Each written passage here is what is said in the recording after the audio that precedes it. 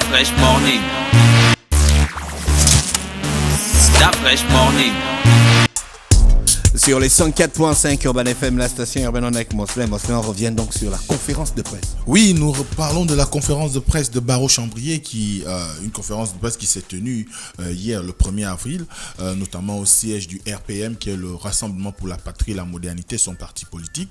Et lors de cette conférence de presse, évidemment, il était question pour ce dernier de revenir sur l'actualité du moment, notamment l'actualité politique. Et il s'est penché sur l'interview que le président Ali Bongo Ondimba a donnée à Jeune Afrique. Et vous savez que cette interview n'a laissé personne indifférent, dans la mesure où c'était la toute première interview après sa situation, du moins son état de santé et son, comme on dit, son AVC qui s'est produit il y a à peu près 2 ans. Et à la suite, évidemment, il n'y a que derrière l'opinion a eu le mérite de pouvoir aller lire cette interview pour pouvoir avoir une idée précise de ce qui a été dit. Nous-mêmes d'ailleurs, nous en avons abordé une petite partie récemment avec le président du Bloc démocratique chrétien, Christian Mavioga, lorsqu'il s'est agi de parler de l'ouverture au dialogue. Mais et bien sûr, ce qu'il faut surtout dire aujourd'hui, c'est que quand Barreau-Chambrier, lui, il se penche sur le sujet, il a un regard beaucoup plus tourné sur l'action du chef de l'État à la tête du pays. Et vous savez que nous sommes pratiquement un peu plus d'une dizaine d'années, 11 ans, que le chef de l'État est à la tête du pays depuis 2009. Et à ce titre, il interroge un certain nombre de faits, et ces faits sont en rapport non seulement avec le mode de gestion, mais surtout avec la gouvernance du chef de l'État. Quand on regarde un tout petit peu comment se passent les choses aujourd'hui et quel est l'état même de la nation en ce moment. Et lorsqu'on essaie un peu de suivre cette conférence de presse, Barreau-Chambrier n'y est pas allé du dos de la cuillère. Il a été quand même assez virulent, parce que quand on essaie de lire cette interview, pour lui, Ali Bongo et les Gabonais ne vivraient pas dans le même pays. Il y aurait un pays, des pays, ils vivraient dans des pays différents au regard du contexte socio-politique et économique qui n'est pas de nature à pouvoir donner des gages de stabilité, des gages de transparence, et qui laisse sous-entendre que derrière il y aurait une gestion opaque de l'État. Et dès cet instant, pour lui, c'est quand même... il se trouve dans une posture où, quand il regarde, du moins quand il parcourt l'interview du chef de l'État, il a un regard qui laisse entendre qu'on a quand même un environnement surréaliste sur lequel joue le président de la République, alors que les faits sont tout autres. Et dans ce contexte, il dit, par exemple, je cite, « Nous avons lu cette interview surréaliste et le sentiment que nous avons, c'est qu'Ali Bongo et nous vivons dans 2 mondes différents. C'est le moins que l'on puisse dire. Voilà une personnalité qui s'est plus ou moins imposée à la tête de l'État et qui veut mettre en perspective l'avenir du Gabon pour les 10 prochaines années sans jamais faire le bilan de son action 12 ans durant à la tête du pays. » Donc, c'est ce qu'il dit. Et quand on essaie un peu d'analyser cette situation, il revient effectivement sur le fait que depuis 10 ans, on a le président de la République à la tête de l'État, et que pour lui, depuis 10 ans, rien de concret ne s'est fait pour pouvoir réellement traduire en acte les promesses de campagne des deux mandats qu'a eu le chef de l'État à la tête du pays. Surtout quand on regarde un tout petit peu c'est son bilan, et que il ne comprend pas pourquoi, dans l'interview, le chef de l'État se projette sur les 10 prochaines années, alors que le bilan qui est le sien laisse quand même à désirer. Et à ce moment-là, on voit bien que derrière, il y a comme un besoin aujourd'hui pour Barreau-Chambrier de pouvoir conduire le chef de l'État, faire le bilan de son action à la tête de l'État. Et vous savez que c'est ce que réclament depuis un certain temps, depuis un certain moment, bon nombre de citoyens, aussi bien de la majorité, même de la majorité, le camp du président de la République, notamment quand on regarde comment sont aujourd'hui, par exemple, les finances publiques, la déliquescence même qui se laisse entrevoir en ce qui concerne le climat social au niveau de l'administration publique. Vous voyez par exemple les grèves qui naissent un peu partout, les régies financières qui depuis pratiquement 1 an sont en grève, et qu'on ne trouve pas de réponse claire pour pouvoir régler ce problème. Donc pour lui, il est inconcevable que le chef de l'État, dans son interview accordée à Jeune Afrique, puisse s'inscrire dans une perspective pour les 10 prochaines années, parce que pour lui, le bilan qui est le sien n'est pas déjà assez reluisant. Baro Chambrier, il a un parti politique. Oui. Ça s'appelle comment? Le RPM. Ils ont des élus à l'Assemblée nationale? Ils ont quelques élus, oui. D'accord. En fait, je pense qu'il réagit comme ça parce que le président a dit que l'opposition doit faire des propositions. Exactement, parce que... Il est frustré par cette déclaration. Je pense, on peut trouver des gages de frustration derrière, parce que quand même, le chef de l'État, je l'avais souligné la dernière fois, dans l'interview, on demande au chef de l'État de dire qui, aujourd'hui, Guinzumba Ndama, Jean-Ping, Alexandre Baro Chambrier serait son meilleur challenger. Et il s'est refusé à cet exercice parce qu'il estime que ce n'est pas de son ressort de se désigner un adversaire. Et surtout quand on sait aujourd'hui quel est l'état même de l'opposition, une opposition qui pratiquement est déstructurée, une opposition divers et variable, comme dirait quelqu'un, une opposition à géométrie variable qui n'arrive pas à proposer des solutions, du moins des réponses aux lacunes qu'elle trouve dans la gestion de l'État aujourd'hui, et que finalement, quand on regarde l'état même de l'opposition, on a tendance à y voir un désordre qui ne dit pas son nom. Et d'ailleurs, aujourd'hui, l'appel, comme on l'a dit la dernière fois, l'appel des braves est venu encore mettre en lumière l'idée selon laquelle les équilibres qu'on constatait dans l'opposition sont des équilibres fragiles, qui sont des équilibres assis sur simplement l'ambition des uns et des autres, des intérêts égoïstes, parce que quand on voit comment un grand nombre de personnes qui ont soutenu avec force et vigueur Jean Ping en 2016 sont partis de son camp pour aller finalement aujourd'hui adhérer à toutes les initiatives concourant à la mise en place d'un climat qui pourrait plus ou moins apaiser, qui donc à l'appel au dialogue, non seulement au dialogue d'Angogé, mais également au dialogue qui est proposé aujourd'hui à travers l'expression, du moins l'expression à l'appel des braves. Donc l'appel des braves. Et dès cet instant, quand on voit tous ces départs autour de Jean Ping, tous ces départs autour même, parce que qui dit Jean Ping dit finalement Baro Chambrier, puisqu'il reste un de ses principaux soutiens, mais également quand on voit la rhétorique même que Baro Chambrier emploie lors de cette conférence de presse, on voit qu'ils sont restés dans l'idée qu'il y a eu une usurpation du pouvoir en 2016 par Ali Bongo Ondimba, et que eux jusqu'à aujourd'hui ils n'ont jamais digéré cette situation, et que finalement pour eux tout ce que pourrait faire Ali Bongo n'est pas de nature à pouvoir s'inscrire dans une logique qui permettrait le développement du Gabon. Et d'ailleurs, quand on continue à suivre cette conférence de presse, il dit plus loin, il est incapable de dire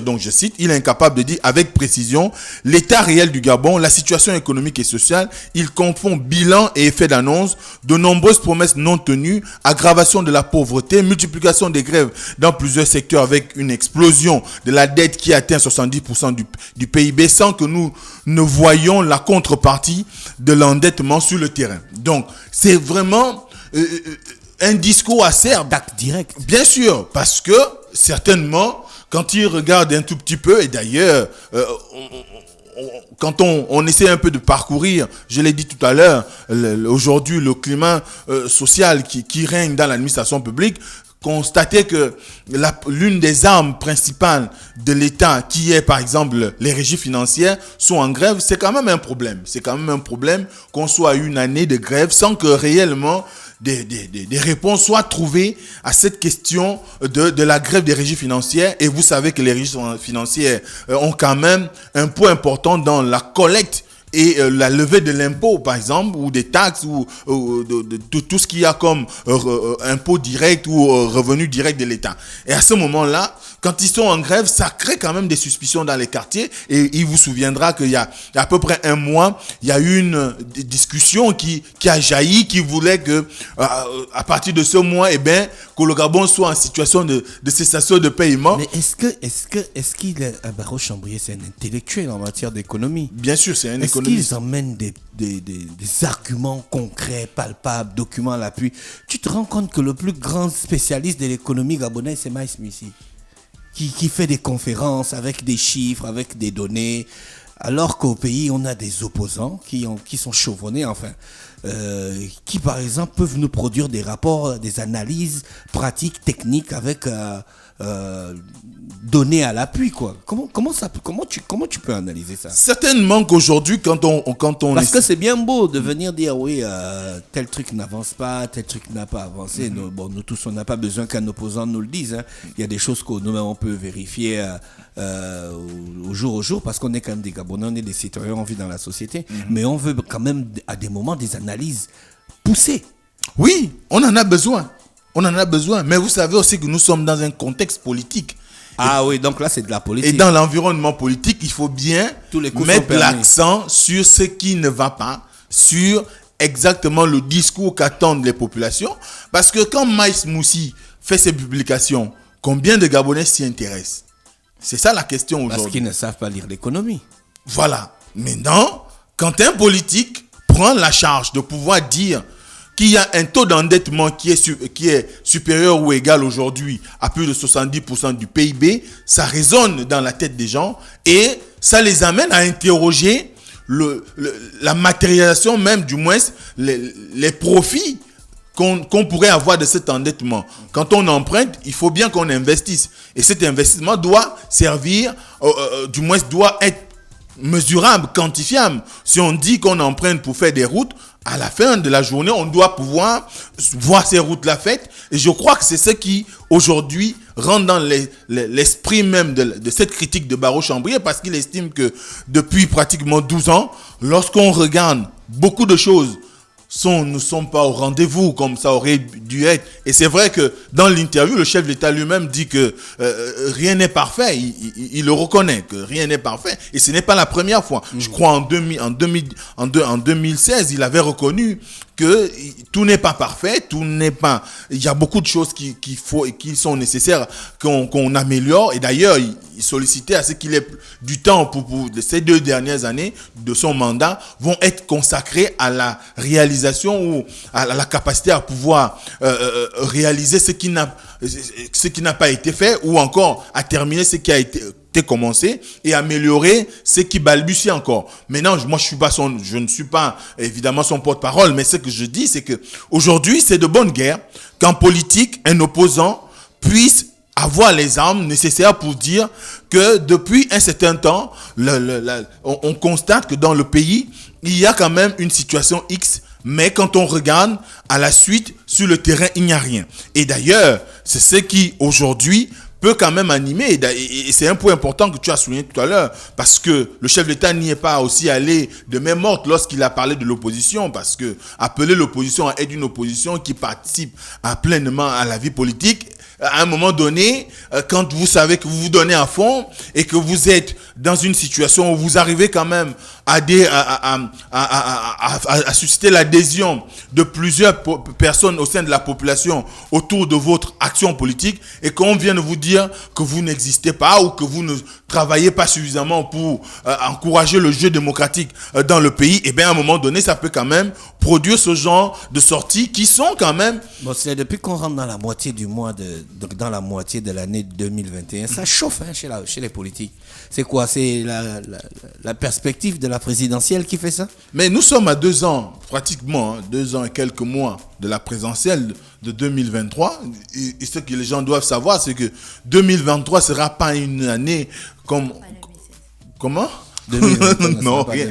Donc voilà, 2023 ne sera pas une année comme on les connaît souvent. Ce sera pas 2005, ce sera pas 2009, ce sera pas 2016. C'est un discours politique. Là. Voilà. Mais aussi, tu te lances? Non, bien sûr. Parce que je me rappelle la base et les expressions d'un politique. Parce que ce sera... Mais tout le monde vient dire ça. Hein?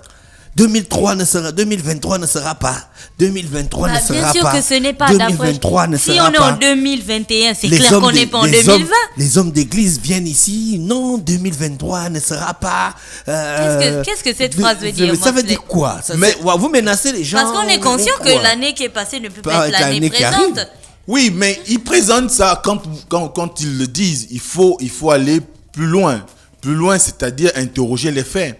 Vous savez que en 2009, il y a eu une situation politique qui a eu plus ou moins, on va dire, des manifestations après les élections. Ça a suscité quand même, on a frappé, du moins l'État a réagi avec des gros moyens pour pouvoir plus ou moins faire taire la rue. Ensuite, on a eu 2016 qui a été quand même une année difficile. Depuis que tu as déjà eu une élection au Gabon où il n'y a pas les manifestations. Quand même 2005, oui. 2005 Oui. 2005, c'était pas aussi fort que 2009 ou 2016 ou encore 93, non. 2005, je crois que c'était la classe politique elle-même était dans le processus d'adhésion à l'accompagnement d'Omar Bongo vers la fin. Comment? Que quoi? Je sais. Non. C'était dans le début des années 90. Comment ça? Non, Mosley. Ah oui, je vois. Alors. Oui, mais c'était pas aussi violent. Déjà en coach là. Mais c'était pas aussi violent que ça, parce que en 2005, il y avait une certaine adhésion autour d'Omar Bongo. Ses principaux opposants des années 90, des années 80 se sont retrouvés autour de lui pour pouvoir battre campagne avec lui. On voit par exemple Paul Mbabessel, qui a quand même été, qui est une figure historique du combat politique dans notre pays et qui avait choisi en ce moment-là de soutenir la candidature d'Omar Bongo en 2005. En 2009, on est retombé dans les démons de 93, dans les démons. En 2016, ça a été un peu plus dangereux, où on a vu quand même une intervention au siège d'un candidat. Donc ça sous-entend que derrière, il y avait quand même des choses qui pouvaient, qui se sont passées. Et à ce moment-là, il y a quand même des... Donc c'est à cause de ça qu'il dit 2023. Et maintenant, pour 2023, quand on lit l'évolution du contexte sociopolitique, eh bien, pour la plupart des politiques et des analystes, il y a quand même une somme d'événements, une somme de situations combinées avec la crise financière, la crise économique, la crise des matières premières que traverse le Gabon et la pandémie. La paupérisation qui s'est installée, les difficultés aujourd'hui en termes d'employabilité des jeunes, la difficile situation qui veut que aujourd'hui pour se mouvoir dans le Gabon, c'est un parcours de combattant. Eh bien, les gens cristallisent leurs rêves entre guillemets. Certains pensent que 2023, il y aura une certaine explosion qui ferait que, le système actuel va sauter. Parce que... c'est ce qu'ils pensent. C'est ce qui se... En fait, on est dans les visions. Il y a des gars ici, là, au lieu de faire la politique, qui font les visions. Mais non, c'est pas qu'ils font la vision, là. Ils sont dans des projections. La projection, c'est de la capacité... Et donc, la seule projection, c'est une projection pseudo-apocalyptique, en fait. Oui, certainement, pour certains, parce qu'ils... Pour ça, certains... C'est des drôles de politique. Pour certains, parce qu'ils estiment que le niveau... la situation qui est celle du Gabon aujourd'hui en ce qui concerne le niveau de pauvreté, la misère que vivent les populations, le contexte particulier de la crise sanitaire qui a pratiquement affamé de nombreuses populations, à un moment donné, il y aura un moment où ces populations vont choisir de s'exprimer. Et que derrière, si évidemment on ne vienne pas à respecter le choix qui sera le leur, parce qu'il faut savoir que Barreau Chambrier... Parce qu'on ne sait pas encore le choix, hein. On ne sait pas encore, il n'y a pas encore de déclaration claire. Alors? Mais ce qui est sûr aujourd'hui, à la lumière de l'interview du chef de l'État, quand il s'inscrit sur les 10 prochaines années, on peut lire, comme on dit, comme un message subliminal qu'il envisagerait même de se présenter en 2023. Et vous voyez aujourd'hui, par exemple, les candidats à l'appel des braves ou les adhérents à l'appel des braves sont dans l'esprit où ils veulent accompagner le chef de l'État pour l'élection de 2023 avec un climat politique plus apaisé. Et d'ailleurs, comme je l'ai dit la dernière fois, quand vous voyez une personne comme René Ndemezero qui va à la rencontre du chef de l'État et qui, au sortir de là, donne une interview, il demande à ce qu'il y ait un retour au défi spirituel de Omar Bongo, ça laisse quand même des interrogations. Est-ce que le chef de l'État n'est pas en train de travailler pour pouvoir se présenter à nouveau en 2023? Et je crois qu'aujourd'hui, c'est tout le sens de la sortie de Barreau Chambrier, parce que lui, il dit qu'il est nécessaire aujourd'hui de pouvoir sortir, du moins mettre un terme à ces systèmes. D'ailleurs, il dit, je le cite, avant d'accuser l'opposition de manquer d'organisation et de proposition, il devrait, à notre sens, avoir plus d'humilité pour jeter un regard précis sur sa gouvernance chaotique qu'il a générée en confiant les manettes de la gestion du pays à des amateurs, voire des personnes immatures. Et plus loin, il dit, 10 années de plus de ce monsieur à la tête du Gabon, et nous, allons tous nous retrouver dans des tréfonds du fond. Il faut mettre fin à ce suicide. Il est temps qu'il laisse à d'autres Gabonais, sans me mettre en avant, donc lui il ne se met pas en avant, sans me mettre en avant, la possibilité de mettre leur talent au service du pays pour la sortie de l'abîme dans lequel il a précipité. Donc c'est clairement dit. Même il ne veut pas se présenter. Non, c'est un discours politique. Tout le monde sait aujourd'hui qu'il y a des velléités du côté de Barreau Chambrier à pouvoir être le challenger du candidat qui sera présenté par la majorité. Et sa jeunesse lui donne aujourd'hui des rêves de se voir porter les rêves de l'ensemble des Gabonais, permettez-moi la répétition, parce que les ambitions des Gabonais sont aujourd'hui plus ou moins l'apanage de ceux qui se présentent face au système. Et d'ailleurs, quand il dit qu'il faudrait nécessairement qu'on mette un terme ou qu'on mette fin à ce suicide, c'est assez expressif, parce que pour lui aujourd'hui, la gestion du pays est chaotique et que la manière dont sont menées les choses devrait, à un moment donné, arriver à une situation où la population devrait mettre un terme à ce système. Et d'ailleurs, comme je le disais tout à l'heure, quand on voit 2023, il n'y a pas que la présidentielle.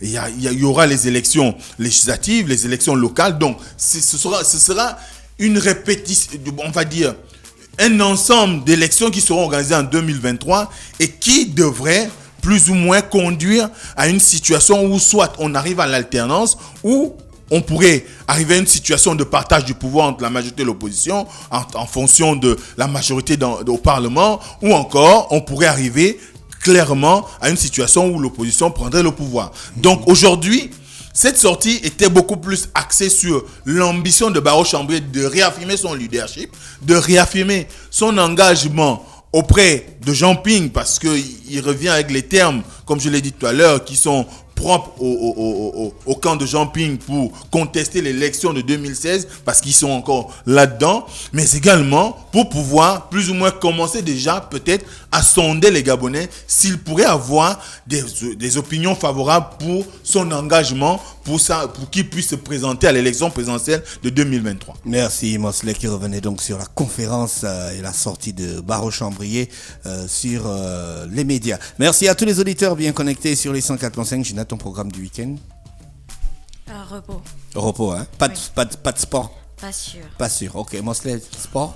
Oui, demain matin, dimanche, on fait des échanges en fait. Quand elle est au repos, moi je vais au sport. Voilà. Okay. Merci à tous les auditeurs qui étaient avec nous. René Ruth est avec nous ce matin sur les 104.5 Urban FM, la station urbaine. On vous souhaite de passer un bon week-end. L'horoscope des auditeurs. Bonjour. Stop Fresh Morning.